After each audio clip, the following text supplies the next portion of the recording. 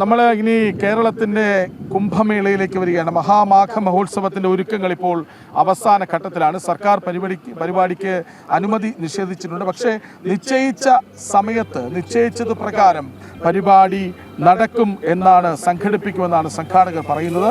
ഈ മാസം 18 മുതൽ ഫെബ്രുവരി 3 വരെയാണ് ഭാരതപ്പുഴയുടെ തീരത്ത് തിരുനാവായയിൽ മഹാമാഘ മഹോത്സവം നടക്കുന്നത്. വിവരങ്ങളുമായി അരുൺ ആലത്തൂർ ഒപ്പം ചേരുന്നു. അരുൺ, ഈ സംഘാടകരുടെ ആത്മവിശ്വാസം അത് വാനോളമാണ്. ഞങ്ങൾ ഈ പരിപാടി നടത്തും എന്നാണ് അവർ പറയുന്നത്. വിവരങ്ങൾ.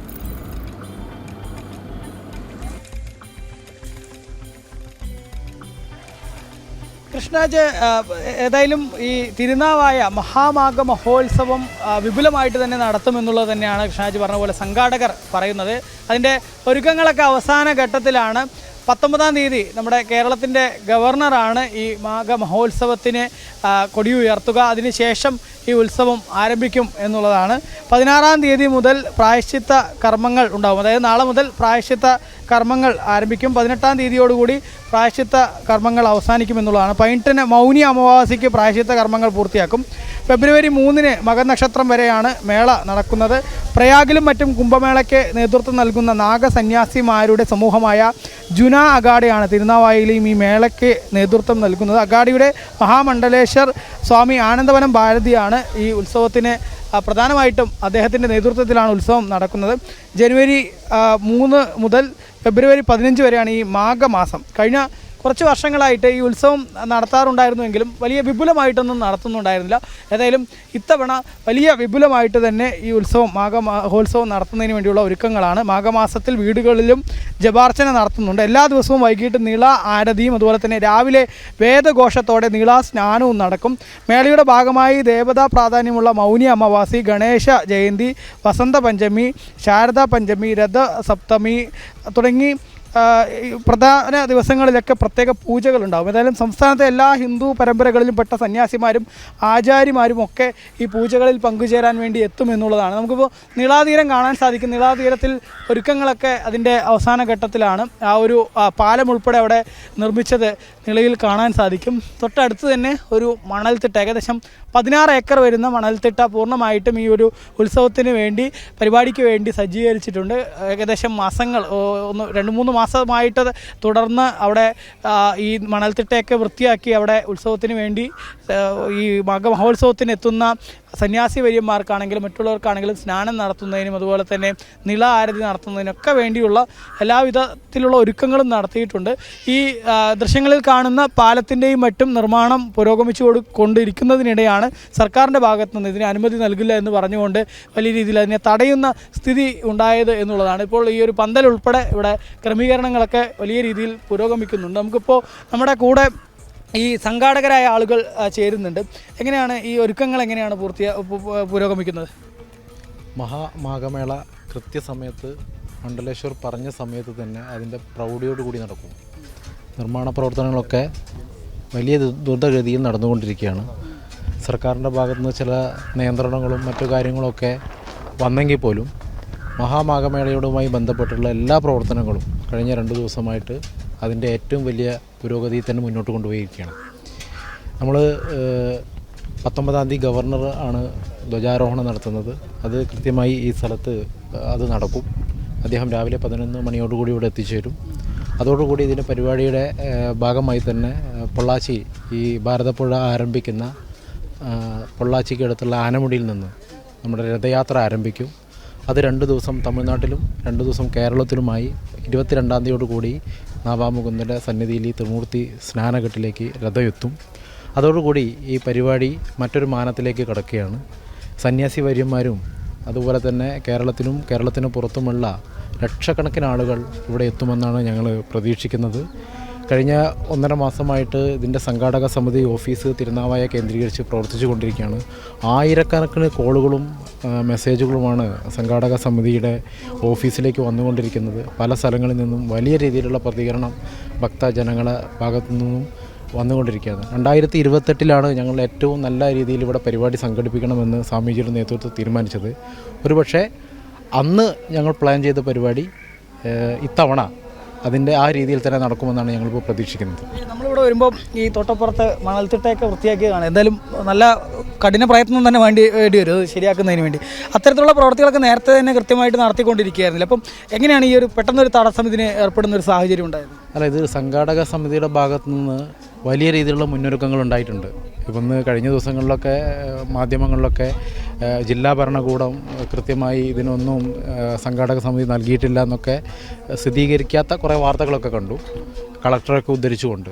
പക്ഷെ അതൊന്നുമല്ല, കഴിഞ്ഞ 3 മാസമായിട്ട് ഇതിനു വേണ്ടിയിട്ടുള്ള അടിസ്ഥാന സൗകര്യങ്ങൾ ഒരുക്കുന്നതിന് വേണ്ടി സംഘാടക സമിതി ഒരുപാട് പ്രവർത്തനങ്ങൾ നടത്തിയിട്ടുണ്ട്. അതിൻ്റെ ഏറ്റവും വലിയ തെളിവാണ് ഭാരതപ്പുഴയ്ക്ക് അപ്പുറത്തുള്ള ഏകദേശം 16 ഏക്കറോളം ഭൂമി, ഇതുപോലെ കാട് പിടിച്ച് കിടക്കുന്ന ഭൂമി സംഘാടക സമിതി നേരിട്ടാണ് അതൊക്കെ മുഴുവൻ വൃത്തിയാക്കി. അവിടെ ആയിരുന്നു ടെൻറ്റ് JCB മറ്റുമൊക്കെ വന്നല്ല ശരിയാക്കി ഉണ്ടാവും. അപ്പോൾ ഈ JCB ഒക്കെ അന്നേ പണിയെടുക്കുമ്പോൾ അങ്ങനെ ഉണ്ടെങ്കിൽ അന്നേ തടയേണ്ടതായിരുന്നില്ല, അല്ലെങ്കിൽ ഇങ്ങനെ പ്രശ്നങ്ങൾ പറയേണ്ടതായിരുന്നില്ല. പെട്ടെന്ന് ഇപ്പോൾ ഏറ്റവും അവസാനം ഏകദേശം 2-3 ദിവസം നാളെ മുതൽ പ്രായശ്ചിത്ത കർമ്മങ്ങൾ തുടങ്ങാനിരിക്കുകയാണ് അല്ലേ? അതെ, നാളെ രാവിലെ മുതൽ ചടങ്ങുകൾ തുടങ്ങുകയാണ്. കഴിഞ്ഞ ഏകദേശം 20 ദിവസമായിട്ട് ഇവിടെ 6-7 JCB ഉപയോഗിച്ചുകൊണ്ട് ഇവിടെ ക്ലീൻ ചെയ്യുന്നുണ്ട്, മറ്റ് പ്രവർത്തനങ്ങൾ നടക്കുന്നുണ്ട്, പാലത്തിൻ്റെ പണി നടക്കുന്നുണ്ട്. ഇതെല്ലാം കൃത്യമായിട്ട് ഇവിടെ ഉദ്യോഗസ്ഥന്മാർ വരുന്നുണ്ട്, അവർ കൃത്യമായിട്ട് ഇതൊക്കെ കാണുന്നുണ്ട്. പക്ഷേ ഒരു തരത്തിലുള്ള തടസ്സങ്ങളും അവർ ഞങ്ങളോട് പറഞ്ഞിട്ടില്ല. പക്ഷേ കൃത്യമായി 2 ദിവസം മുമ്പ് അവർ വന്ന് ഒരു മുന്നറിയിപ്പും ഇല്ലാതെ വന്ന് ഈ പണി തടസ്സപ്പെടുത്തുന്നൊരു രീതിയാണ് ഉണ്ടായത്. അത് ഏത് കാരണത്താലാണെന്ന് ബോധിപ്പിക്കാൻ ഇതുവരെ അവർക്ക് സാധിച്ചിട്ടില്ല. പക്ഷേ സംഘാടക സമിതിയുടെ ഭാഗത്തു നിന്ന് ഞങ്ങൾ അവരെ മുമ്പ് ഏകദേശം നവംബർ 14-ാം തീയതി കളക്ടറെ നേരിട്ട് ഇതിൻ്റെ കാര്യങ്ങൾ അറിയിച്ചിട്ടുണ്ട്. RDOയുടെ നേതൃത്വത്തിൽ അന്ന് സംഘാടക സമിതിയുടെ പ്രധാനപ്പെട്ട ആളുകൾ പോയിട്ടൊരു ചെറിയ മീറ്റിംഗ് ഇരുന്നിട്ടുണ്ട്. അന്ന് അവരൊരു വിശദമായ പ്രൊജക്റ്റ് നമ്മളോട് ആവശ്യപ്പെട്ടിട്ടുണ്ട്. ആ പ്രൊജക്റ്റ് നമ്മൾ അധികാരികളുടെ മുന്നിൽ സമർപ്പിച്ചിട്ടുണ്ട്.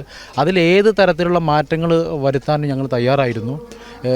സർക്കാരിൻ്റെ സംവിധാനത്തിലുള്ള അവരുടെ ആശയങ്ങളും ഞങ്ങളുടെ ആശയം കൂടി ചേർന്ന് കൊണ്ട് ഈ പരിപാടി വിജയിപ്പിക്കാനുള്ള പ്രവർത്തനങ്ങൾ നടത്താൻ വേണ്ടിയിട്ട് ഞങ്ങൾ അങ്ങോട്ട് ആവശ്യപ്പെട്ടിട്ടുണ്ട്. അതിനുശേഷം നിരവധി തവണ സംഘാടക സമിതി ചെയർമാനും കോർഡിനേറ്റർ അടക്കമുള്ള മുഴുവൻ ആൾക്കാരും കളക്ടറെ പോയി കണ്ടിട്ടുണ്ട്, RDOയുടെ കണ്ടിട്ടുണ്ട്. അത് കഴിഞ്ഞ് ഞങ്ങൾ തന്നെ സർക്കാർ ജില്ലാ ഭരണകൂടം ചെയ്യേണ്ട പണിയായിട്ടുള്ള വിവിധ വകുപ്പുകളെ ഏകോപിപ്പിക്കേണ്ട പണിയൊക്കെ ജില്ലാ ഭരണകൂടം ചെയ്യേണ്ടതാണ്. അതിനു പുറമെ സംഘാടക സമിതി ഞങ്ങൾ എല്ലാ വകുപ്പുകൾക്കും നേരിട്ട് കത്തയച്ചിട്ടുണ്ട്. അവരുടെ പ്രവർത്തനം ഇവിടെ വേണമെന്ന് ആവശ്യപ്പെട്ടിട്ടുണ്ട്. അതിൽ പഞ്ചായത്ത് മാത്രമാണ് നല്ല രീതിയിൽ ഞങ്ങളോട് സഹകരിച്ചിട്ടുള്ളത്. തിരുനാവായ പഞ്ചായത്ത്, അവരുടെ ഭരണസമിതിയൊക്കെ ഈ പരിപാടിക്ക് വേണ്ടി നല്ല രീതിയിൽ ഞങ്ങളോട് സഹകരിച്ചിട്ടുണ്ട്. പക്ഷേ റവന്യൂ വകുപ്പിൻ്റെ ഭാഗത്തുനിന്ന് ഒരു തരത്തിലുള്ള സഹകരണവും ഉണ്ടായിട്ടില്ല. പക്ഷേ അവർ കൃത്യമായി ഇതൊക്കെ കൊടുക്കുന്ന സമയത്തും ഞങ്ങളോട് പറഞ്ഞത് നിങ്ങൾ കാര്യങ്ങൾ ചെയ്തോളൂ, അത് തുടങ്ങിക്കോളൂ, എന്തൊക്കെയാണ് നിങ്ങളുടെ പരിപാടികളെന്നൊക്കെ ഓരോ ഘട്ടത്തിലും നമ്മളോട് ചോദിക്കുന്നുണ്ട്. ആ ചോദിക്കുന്നതിനൊക്കെയുള്ള മറുപടി നമുക്ക് കൊടുക്കുന്നുണ്ട്. പക്ഷേ അപ്രതീക്ഷിതമായിട്ട് എന്താണെന്നറിയില്ല, അതിൻ്റെ ഏത് കാരണമാണ് അവർ ഉന്നയിക്കുന്നതെന്ന് ഇതുവരെ ഞങ്ങൾ സംഘാടക സമിതിയോട് അവർ പറഞ്ഞിട്ടില്ല. അവർ ഞങ്ങളെ വിളിച്ചിട്ട് ഇന്നത് കാരണം കൊണ്ടാണ് ഇത് മുടക്കിയിരിക്കുന്നത് എന്ന് പറഞ്ഞിട്ടുമില്ല. അതുകൊണ്ട് തന്നെ ഞങ്ങൾ പരിപാടിയായിട്ട് മുന്നോട്ട് പോകുന്നതിനാണ് തീരുമാനം. അത് ആ പ്രൗഢിയോടുകൂടി തന്നെ മഹാമാഘ മഹോത്സവം ഇവിടെ നടക്കും. ഈ മഹോത്സവം ഇതിനു മുൻപും ചെറിയ രീതിയിലൊക്കെ ഇവിടെ നടത്തിയിട്ടുണ്ടല്ലേ? ഒരു 2016 മുതൽ മാഘമകം നടന്നിട്ടുണ്ട്, ഇവിടെ നടന്നു വരുന്നുണ്ട്. കഴിഞ്ഞ 2-3 വർഷങ്ങളായിട്ട് വളരെ രഥയാത്രയൊക്കെ ആരംഭിച്ച് വളരെ സജീവമായിട്ട് നമ്മുടെ സുധീർ തിരുമേനിയുടെ നേതൃത്വത്തിൽ നടന്നിട്ടുണ്ട്. ചരിത്രം നമ്മൾ നോക്കുമ്പോൾ ഒരു ബ്രിട്ടീഷുകാരുടെ കാലത്തൊക്കെയാണ് ഇതിന് പെട്ടെന്നൊന്ന് ഒരു കൃത്യമായി നടക്കാത്ത രീതിയിലേക്ക് കാര്യങ്ങൾ എത്തിയതല്ലേ? ഒരു 200-250 വർഷം മുമ്പല്ലേ? അതായത് ത്രിമൂർത്തി സംഗമസ്ഥാനമാണ് ഇവിടെ തിരുനാവായയിൽ. ഇവിടെ ഇതിന് മുന്നേ ഇങ്ങനെ മാമാങ്കം നടന്നിട്ടുണ്ട്, മാഘമഹോത്സവം നടന്നിട്ടുണ്ട്, കുംഭമേള നടന്നിട്ടുണ്ടെന്ന് അറിയപ്പെടുന്നത്. അപ്പോൾ അത് നമ്മൾ തിരിച്ച് കൊണ്ടുവന്നിട്ട് ഇവിടെ ഒരു 8-10 വർഷം പോലെ ഇപ്പോൾ എല്ലാ വർഷങ്ങളായിട്ട് നടന്നുകൊണ്ടിരിക്കുകയാണ്. അത് ഇപ്രാവശ്യം കൂടുതൽ മറ്റേ അഗാഡി സ്വാമിയുടെ നേതൃത്വത്തിൽ കൂടുതൽ സ്വാമിമാരെ പങ്കെടുപ്പിച്ചുകൊണ്ട് വളരെ വിപുലമായിട്ട് നടക്കാനുള്ള ഒരു പദ്ധതിയൊക്കെ ആവിഷ്കരിച്ച് വന്ന് ഉള്ള കാര്യമൊക്കെ ഞങ്ങൾക്ക് ഭയങ്കര സന്തോഷത്തിലുണ്ട്. കാരണം തിരുനാവായ ഡെവലപ്മെൻ്റ് ആവുകയാണ്. തിരുനാവായ ഇത്തരത്തിൽ വലിയൊരു പരിപാടിയാണ് സംഘടിപ്പിക്കുന്നത്. അതുകൊണ്ട് ഒരു തിരുനാവായ ലോകം മുഴുവൻ അറിയപ്പെടുകയാണ്. അപ്പോൾ ഞങ്ങൾക്ക് വളരെ സന്തോഷത്തിലാണ്. അപ്പോൾ പരിപാടികൾ കാര്യമായി ഇപ്പോൾ സംഘടന സമിതി പറഞ്ഞ മാതിരി തന്നെ കാര്യങ്ങൾ കറക്റ്റായിട്ട് നടന്നു പോകുന്നതാണ് പറയുന്നത്. അത് ഞങ്ങൾക്ക് വളരെ സന്തോഷമുണ്ട്. വലിയ രീതിയിലുള്ള സന്തോഷം എന്ന് പറയുമ്പോഴും പെട്ടെന്ന് ഇങ്ങനെ സർക്കാരിൻ്റെ ഭാഗത്തു നിന്ന് ഇത് അനുമതി തരാതിരിക്കുമ്പോൾ നിങ്ങൾക്കത് ഒരു വിഷമം ഉണ്ടാക്കുന്ന കാര്യമല്ലേ? അത് മാനസികമായിട്ട് വിഷമമുണ്ടാക്കുന്ന കാര്യം. എന്താ കാരണം എന്ന് പറഞ്ഞിട്ടുണ്ടെങ്കിൽ ഇതിൻ്റെ പണി തുടങ്ങിയിട്ട് 10 ദിവസം മുന്നേ പണികൾ തുടങ്ങിയതാണ്. അത് പെട്ടെന്ന് നിർത്തി വയ്ക്കുമ്പോൾ സംഘടന സമിതി പറഞ്ഞ മാതിരി പെട്ടെന്ന് നിർത്തി വയ്ക്കുമ്പോൾ മാനസികമായിട്ടൊരു ഒരു സങ്കടം മനസ്സിൽ വന്നിട്ടുണ്ട്. പക്ഷേ സംഘടന സമിതി അതേമാതിരി തന്നെ പറഞ്ഞ രീതിയിൽ തന്നെ തുടർന്ന് പോകുമെന്ന് പറയുമ്പോൾ മനസ്സിന് ഇതോടൊക്കെ ജനങ്ങൾ തിരുനാവായ ജനങ്ങൾ ആകെ ഇതിനൊരു ത്രില്ലായിട്ട് നിൽക്കുകയാണ്. എന്താ കാരണം എന്ന് പറഞ്ഞാൽ വലിയൊരു പരിപാടിയാണ് തിരുനാളിക്ക് വരുന്നത്. അപ്പോൾ വളരെ ഇതായിട്ട് ത്രില്ലായിട്ട് നിൽക്കണതാണ് ഞങ്ങളൊക്കെ. അപ്പോൾ ഈ പരിപാടിയോട് നടക്കണം എന്നാണ് ഞങ്ങളുടെ ആഗ്രഹം. തന്നെയാണ് എന്തായാലും പരിപാടിയായിട്ട് മുന്നോട്ട് എന്നുള്ളത് തന്നെയാണ് സംഘാടക സമിതിയും നിങ്ങളെ എല്ലാവരുടെയും തീരുമാനമല്ലേ? അല്ല, പരിപാടി എന്തായാലും നടക്കുമല്ലോ. കാരണം ഈ നദീ ഉത്സവത്തെ സംബന്ധിച്ച് വ്യക്തമായ ധാരണയോട് കൂടിയിട്ട് തന്നെയാണ് സ്വാമിജി പദ്ധതി വിഭാവനം ചെയ്തിട്ടുള്ളത്. അപ്പോൾ മഹാമണ്ഡലേശ്വർ എന്നുള്ള രീതിയിൽ കഴിഞ്ഞ കുംഭമേള ജൂനാഗാഡയാണ് പ്രയാഗ്രാജിൽ കണ്ടക്ട് ചെയ്യുന്നത്. അപ്പോൾ അതിനുശേഷമാണ് ഇത്തരമൊരു നദി ഉത്സവം കേരളത്തിൽ വിപുലമായി വരണം എന്നുള്ള ആശയത്തിൻ്റെ അടിസ്ഥാനത്തിൽ തന്നെയാണ് ഈ പദ്ധതി പ്ലാൻ ചെയ്തിട്ടുള്ളത്. അപ്പോൾ ഇത് നമ്മളിതിന് മുൻകൂട്ടി തന്നെ നേരത്തെ സൂചിപ്പിച്ചല്ലോ, മുൻകൂട്ടി തന്നെ ഇതിൻ്റെ പ്ലാനുകളെല്ലാം ആരംഭിച്ചു. പക്ഷേ പിന്നീട് വരുന്ന തടസ്സങ്ങൾ, അതിപ്പോൾ തടസ്സങ്ങൾ ഏത് വന്നാലും നമുക്ക് പ്രതിബന്ധങ്ങൾ തരണം ചെയ്തുകൊണ്ട് ഈ പദ്ധതി വിജയിപ്പിക്കുക, അല്ലെങ്കിൽ ഈ ഉത്സവത്തെ വിജയിപ്പിക്കുക, കേരളത്തിലേക്ക് മുഴുവൻ ലോകത്തെയും ആകർഷിക്കുക എന്നുള്ള രീതിയിൽ തന്നെയാണ് സ്വാമിജി അത് ചെയ്തിട്ടുള്ളത്. അപ്പോൾ അതിൻ്റെ അടിസ്ഥാനത്തിൽ ഇപ്പോൾ ഒന്നുകൂടി നമ്മളെ സംബന്ധിച്ച് കുറച്ചും കൂടിയും ഈസി എന്ന് പറയുന്നതാണ്. കാരണം ഈ ഒരു കഴിഞ്ഞ കുംഭമേള, പ്രയാഗ്രാജ് കുംഭമേളയാണ് കേരളത്തിൽ ഏറ്റവും കൂടുതൽ സ്വാധീനം ഉണ്ടാക്കിയിട്ടുള്ളത്. ഇവിടുന്ന് ഏകദേശം ഒരു 3 ലക്ഷത്തോളം ആളുകൾ പ്രയാഗ്രാജിൽ പങ്കെടുത്തിട്ടുണ്ട്, കേരളത്തിൽ നിന്ന് മാത്രം പ്രാതിനിധ്യം. ഇതുവരെ ഇല്ലാത്തൊരു ജനപങ്കാളിത്തമായിരുന്നു. അപ്പോൾ അതിൻ്റെ അടിസ്ഥാനത്തിൽ തന്നെയാണ് ഇവിടെ ഇങ്ങനെ ഒരു പരിപാടി നടക്കുമ്പോൾ ഇവിടെ ഏത് രീതിയിലായിരിക്കണം, ഇവിടുത്തെ സാങ്കേതിക സംവിധാനങ്ങൾ എങ്ങനെയായിരിക്കണം, ഇവിടുത്തെ സൗകര്യങ്ങൾ ഏത് രീതിയിലായിരിക്കണം എന്നുള്ളതിനെക്കുറിച്ചൊക്കെ വളരെ ആശങ്ക നമുക്കുണ്ടായിരുന്നു. അതുകൊണ്ട് തന്നെയാണ് തുടക്കത്തിൽ തന്നെ നമ്മൾ ജില്ലാ ഭരണകൂടമായിട്ട് ബന്ധപ്പെട്ടതും അവരുമായിട്ട് ഡിസ്കസ് ചെയ്തതും അവരുടെ മുമ്പിൽ ഈ ആശങ്കകൾ പങ്കുവച്ചതും അവരുടെ സഹകരണത്തോടുകൂടി വേണമെന്ന് ആവശ്യപ്പെട്ടതും ഒക്കെ നമ്മൾ അതിൻ്റെ അടിസ്ഥാനത്തിലാണ്. പക്ഷേ നിർഭാഗ്യവശാൽ ഈ അവസാന സമയത്ത് അവരുടെ ഭാഗത്തുനിന്ന് ഇങ്ങനെ ഒരു നടപടി ഉണ്ടായി എന്നുള്ളതാണ് അതിൻ്റെ ഒരു സത്യാവസ്ഥ. പക്ഷേ എന്നിരുന്നാലും നമ്മൾ നമ്മുടേതായ രീതിയിലുള്ള എല്ലാ പദ്ധതികളും ഇവിടെ പൂർത്തിയാക്കി കഴിഞ്ഞു. ഇനി ഇവിടെ ഏറ്റവും പ്രധാനമായിട്ട് വേണ്ടത് ഈ ക്രൗഡ് മാനേജ്മെൻറ്റാണ്. കാരണം ഇപ്പോൾ ഈ ഒരു അവസ്ഥ കൂടി വന്നതുകൊണ്ട് കൂടുതൽ ജനപങ്കാളിത്തം വരാനാണ് സാധ്യത. അപ്പോൾ അത് മാനേജ് ചെയ്യാൻ വേണ്ട സംവിധാനം അവരുടെ ഭാഗത്തുനിന്ന് ഉണ്ടാവും എന്ന് തന്നെയാണ് നമ്മൾ പ്രതീക്ഷിക്കുന്നത്. അതുണ്ടായാൽ നല്ലത്, ഇല്ലെങ്കിൽ അതിൻ്റെ മുഴുവൻ ഉത്തരവാദിത്വവും ജില്ലാ ഭരണകൂടത്തിനായിരിക്കും. നമ്മൾ എന്തൊക്കെ പ്രവർത്തികളാണ് ഇവിടെ ചെയ്തിരിക്കുന്നത്? നമ്മൾ ചടങ്ങുകളെല്ലാം പൂർത്തിയാക്കാൻ വേണ്ടിയിട്ടുള്ള എല്ലാ കാര്യങ്ങളും നമ്മൾ പാരലായിട്ട് ചെയ്ത് കഴിഞ്ഞു. ഇനി ഏറ്റവും പ്രധാനം വേണ്ടത് ഇവിടെ വരുന്ന ആളുകൾക്ക് വേണ്ട അടിസ്ഥാന സൗകര്യങ്ങളാണ്.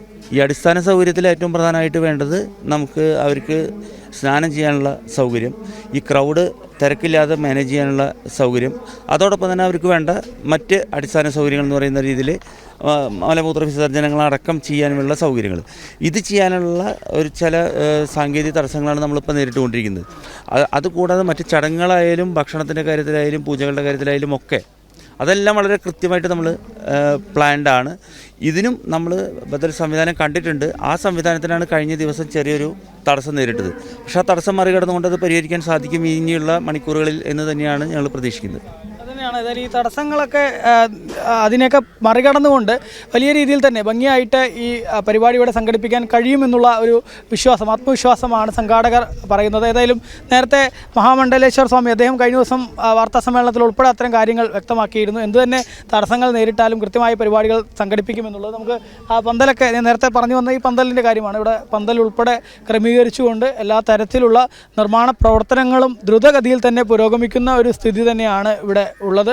ഏതായാലും വിശ്വാസി സമൂഹത്തെ സംബന്ധിച്ചിടത്തോളം വലിയ പൂർവാധികം ഭംഗിയാക്കുക ഈ പരിപാടി എന്നുള്ളത് തന്നെയാണ് ആ വിശ്വാസികൾ ഒന്നടങ്കം ഏറ്റെടുത്തുകൊണ്ട് നടത്തുന്നത്.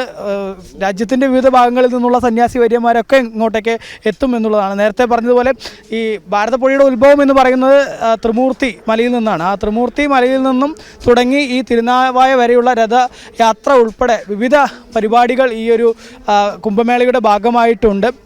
നേരത്തെ പറഞ്ഞതുപോലെ പ്രയാഗ്രാജിലേക്ക് കുംഭമേളയ്ക്ക് കേരളത്തിൽ നിന്ന് ലക്ഷങ്ങളാണ് അങ്ങോട്ടേക്ക് ഒഴുകിയെത്തിയത്. അപ്പോൾ കേരളത്തിൻ്റെതായ ഒരു കുംഭമേള, അല്ലെങ്കിൽ ദക്ഷിണേന്ത്യയുടെ ഒരു കുംഭമേള എന്ന തിരുനാവായിലെ കുംഭമേള, അത് മുമ്പൊക്കെ ഏകദേശം 200-250 വർഷം മുമ്പൊക്കെ വലിയ പ്രൗഢിയോടുകൂടി നടന്നിട്ടുള്ള ഉത്സവമാണ്. അത് പിന്നീട് ബ്രിട്ടീഷുകാരുടെയൊക്കെ ഇടപെടലോടുകൂടെ പലപ്പോഴും അത് നിന്നു പോകുന്ന സ്ഥിതിയിലേക്ക് കാര്യങ്ങൾ എത്തിയെന്നുള്ളതായിരുന്നു. ആ പണ്ടത്തെ എത്രത്തോളം പ്രൗഢിയോടുകൂടിയാണോ നടന്നിട്ടുള്ളത് അതേ പ്രൗഢിയോടുകൂടെ ഈ പരിപാടി സംഘടിപ്പിക്കുക എന്നുള്ളത് തന്നെയാണ് സംഘാടകരെ സംബന്ധിച്ചിടത്തോളം അവർ പ്രധാനമായിട്ടും പറയുന്നു. അത്തരത്തിലുള്ള ക്രമീകരണം ക്രമീകരണങ്ങളും മറ്റുമൊക്കെ പൂർത്തിയാക്കിയിട്ടുണ്ട്. ഇനിയിപ്പോൾ അടിസ്ഥാന സൗകര്യങ്ങളുടെ അപര്യാപ്തത അത് പല ഭാഗത്തുമുണ്ട്. അതിന് ക്രമീകരണങ്ങൾ പൂർത്തിയാക്കുക എന്നുള്ളതായിരുന്നു ഇവരുടെ പ്രധാന ലക്ഷ്യം. അതിന് ഭാഗമായിട്ടായിരുന്നു ഈ നിർമ്മാണ പ്രവർത്തനങ്ങളൊക്കെ നടത്തിയത്. അതിനാണ് ഈ ജില്ലാ ഭരണകൂടത്തിൻ്റെ ഭാഗത്തുനിന്ന്, റവന്യൂ വകുപ്പിൻ്റെ ഭാഗത്തുനിന്ന് ഒരു തടസ്സം സൃഷ്ടിക്കുന്ന സ്ഥിതി ഉണ്ടായിരിക്കുന്നത് എന്നുള്ളതാണ്. നിലവിൽ നമ്മൾ ദൃശ്യങ്ങൾ നേരത്തെ കാണിച്ചതുപോലെ ഈ മണൽപ്പരപ്പിൽ കൃത്യമായിട്ട് സ്നാനം ചെയ്യുന്നതിനും മറ്റുമൊക്കെ വേണ്ടിയുള്ള പ്രവർത്തികൾ അവർ ഏകദേശം ഒരു 1-2 മാസം മുൻപ് തുടങ്ങിയ പ്രവർത്തികളാണ്. മണ്ണുമാന്തി യന്ത്രവും മറ്റുമൊക്കെ ഉപയോഗിച്ച് മണൽത്തിട്ടയിൽ നിന്നും അവിടുത്തെ പുല്ലും കാടും ഒക്കെ വെട്ടിമാറ്റി അവിടെ കൃത്യമായിട്ട് ആ മണൽപ്പരപ്പ് ഏകദേശം 16 ഏക്കറോളം വരുന്ന ഭൂമി കൃത്യമായിട്ട് ഈ ഒരു പരിപാടിക്ക് വേണ്ടി അവർ ആ ഭൂമി ഒരുക്കുകയായിരുന്നു ചെയ്തത്. അപ്പോഴൊന്നും അതിന് തടസ്സവാദങ്ങളോ മറ്റോ ഒന്നും ജില്ലാ ഭരണകൂടത്തിൻ്റെയോ റവന്യൂ വകുപ്പിൻ്റെയോ ഒന്നും ഭാഗത്തു നിന്ന് ഉന്നയിച്ചിരുന്നില്ല. ഈ പരിപാടി നടക്കുന്നതിന് ഏതാനും ദിവസങ്ങൾക്ക് മുൻപാണ് ഇത്തരത്തിൽ ഈ ഭാരതപ്പുഴയുടെ മധ്യഭാഗത്ത് കൂടി പാലം നിർമ്മാണവും മറ്റുമൊക്കെ പുരോഗമിച്ച് ആ പ്രവർത്തികൾ സമയത്ത് നടത്തും എന്നാണ് സംഘാടകർ പറയുന്നത്. വിവരങ്ങളുമായി ഒപ്പം ചേരുകയായിരുന്നു അരുൺ ആലത്തൂർ.